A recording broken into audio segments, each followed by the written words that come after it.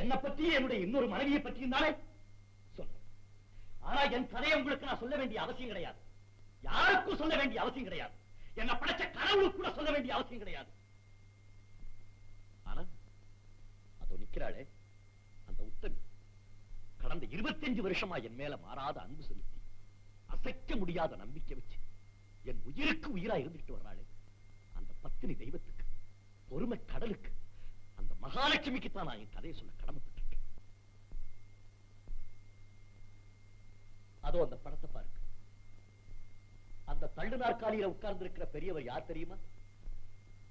மீனாவின் அப்பா, என்னுடைய மாமனார். சிறுவயதிலிருந்தே என்னை எடுத்து வளர்த்து படிக்க வச்சு மனிதனாக்கிய பெருந்தகை அவர். 25 வருஷங்களுக்கு முன்னாலே எனக்கு திருமணம் ஆவதற்கு முன்